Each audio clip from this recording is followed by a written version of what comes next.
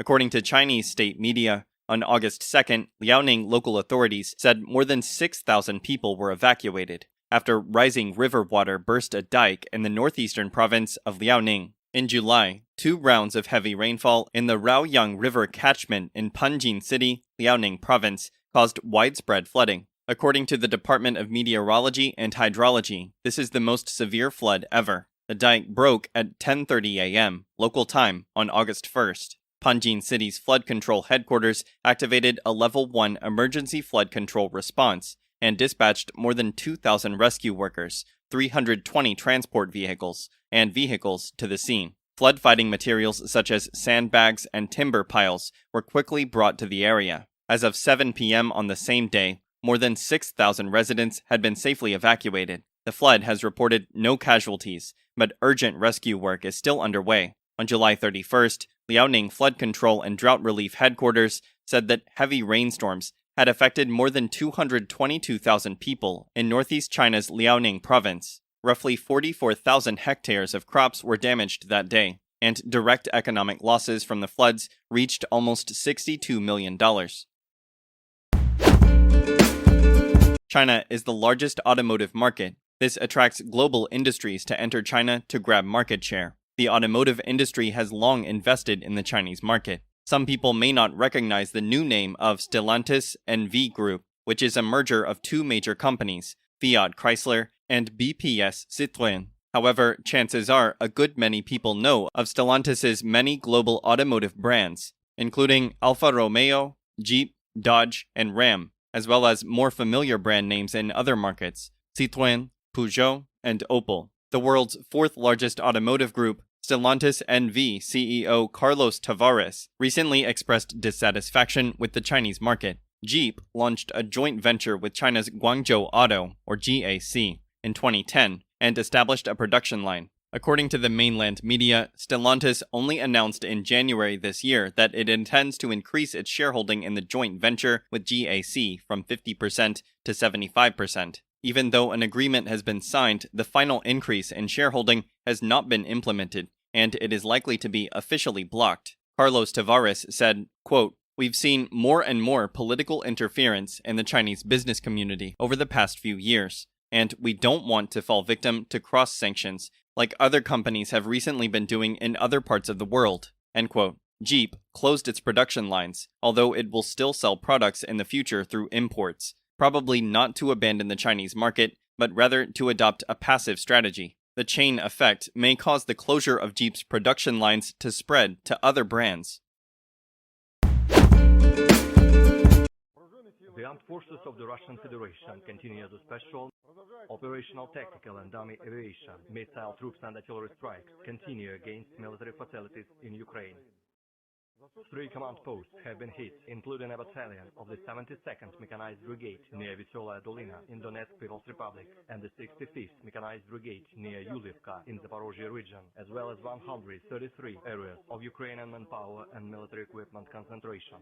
4 missile and artillery weapon Dochuretino in Donetsk People's Republic, as well as 1 fuel storage facility for military equipment near Galitsinova at River Fair, 2 platoons of Grad multiple launch rocket systems, 3 platoons of Msta-B gun.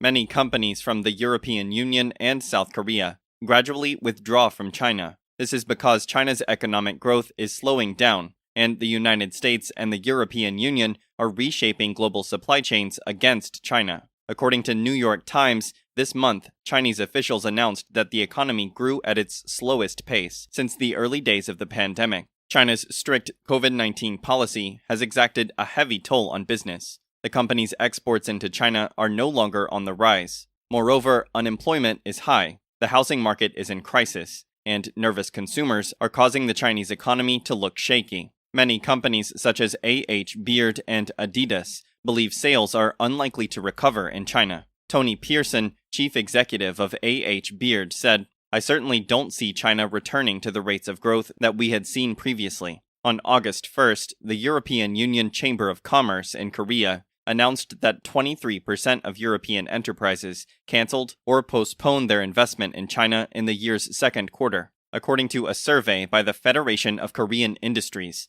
86% of South Korean companies in China answered that their investment environment is deteriorating compared to a decade ago. More than 38% of the respondents mentioned government risks, 20% discriminate, and 18% are US-China trade disputes. In recent years, more and more Korean companies are leaving the Chinese market, typically as Samsung SDI closed 2 EV battery pack plants in China last year, and LG Electronics closed 2 plants there. Instead, they focus on investing in the United States. Samsung Electronics will invest $17 billion in Texas, as K Group is planning to invest $22 billion in the US. Hyundai Motors' planned investments are $10.5 billion, and LG Group is $11 billion. Some experts said this investment trend would continue because the US and the European Union are resetting global supply chains to isolate China. 美国联邦众议院议长裴洛西2号到3号期间访问台湾，引起世界各国主流媒体的大量关注，认为这是台湾的一场外交胜利。而中共宣布要围绕台湾举行实弹演习，更是各家媒体的报道焦点。China is preparing to carry out a series of live-fire military drills just miles off the coast of Taiwan. They're essentially a blockade, according to Taiwan defense officials. It's seen as a retaliatory move, as promised, for the House Speaker Nancy Pelosi's trip to the island. 另一方面，裴洛西访台一事让台湾再次成为各国的热门话题。中华民国驻外代表们也瞬间成为媒体们争相采访的对象。So, what has Nancy Pelosi's visit achieved for Taiwan and for your cause? Okay, the most successful point is that we need to know that the objective of China is to make Taiwan disappear. You know that Taiwan have hundreds of diplomatic missions in the world, but none of them have the name of Taiwan. Taiwan is a taboo. So the visits of Nancy Pelosi have made the world discussing about Taiwan. So suddenly everyone know about Taiwan, everyone discussing what happened in Taiwan, and this is the most successful point for us. 驻法国代表吴志忠和驻德国代表谢志伟都表示，这几天接连收到好几家媒体的邀请。驻西班牙代表处也在脸书上分享，尤德利代表接受西班牙主流媒体人民之声和第3大广播电台林维波的采访报道。值得一提的是，3位代表都有被部分媒体以台湾大使的头衔来称呼。新唐人亚洲电视李义宏综合报道。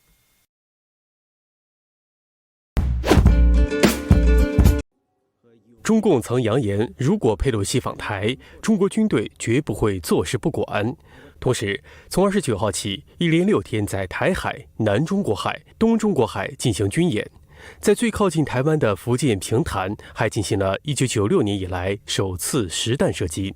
然而，佩洛西一行如期而至，中共的过激言论却无一兑现，引发舆论哗然。在佩洛西一行离开台湾后，8月4号到7号，中共声称将在台湾周边6处海域和空域展开新一轮军事演习。此举不仅遭到台湾当局严正谴责，更引发墙内网民的一片嘲讽。有网友说：“吓唬谁呢？别炸鱼了，鱼是无辜的。”还嘲讽道：“欢迎佩洛西的阵仗够大了，欢送他就低调点吧，毕竟我也纳税了，看钱打水漂，我心疼。”与此同时，中共之前所放出的拭目以待和后果自负等狠话，在佩洛西访台后也没了下文。环球时报前总编辑胡锡进此前甚至扬言要击落佩洛西专机，却最终连半飞都没有发生，这无疑击溃了不少中国大陆小粉红的玻璃心。有网友说，中共是嘴炮第一名。还有网友说，老胡自己的信誉彻底毁了。以前只有我们知道老胡满嘴跑火车，外国人不知道，现在全世界都知道了。网上更爆出小粉红情绪崩溃的视频，笑翻全网。有视频显示，一名小粉红在政府门前拉横幅，抗议政府对佩洛西访台无所作为。讽刺的是，小粉红当即遭遇中共铁拳，横幅被警察没收。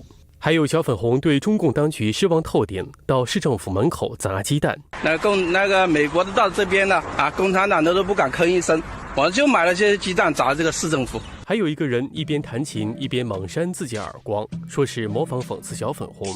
也有民众说这是小粉红本人精神崩溃了。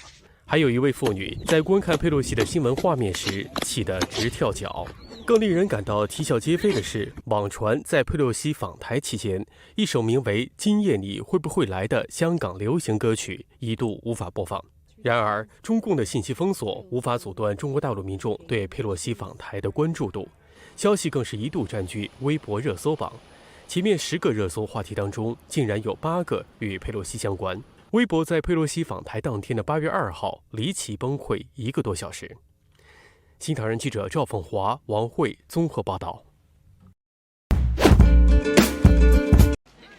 3号，7大工业国集团外长发布联合声明，关切中共的威吓行动，并2次提及对台海和平稳定的承诺。声明强调，我们对中共最近宣布的威胁行动感到担忧，尤其是实弹演练和经济胁迫，这可能会升级不必要的风险。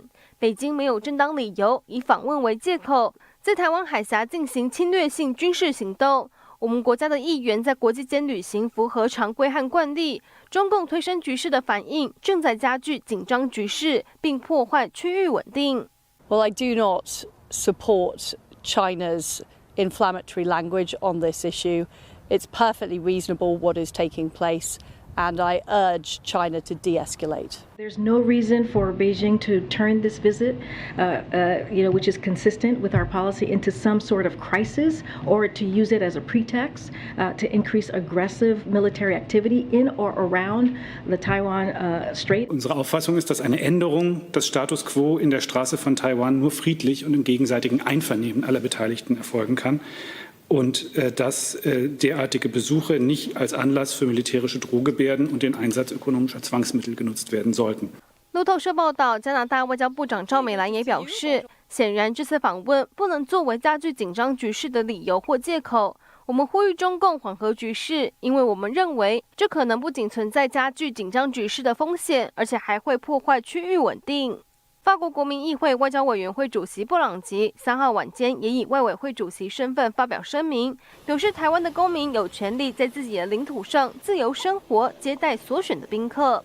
新唐人亚太电视林佳宇、张麒麟综合报道。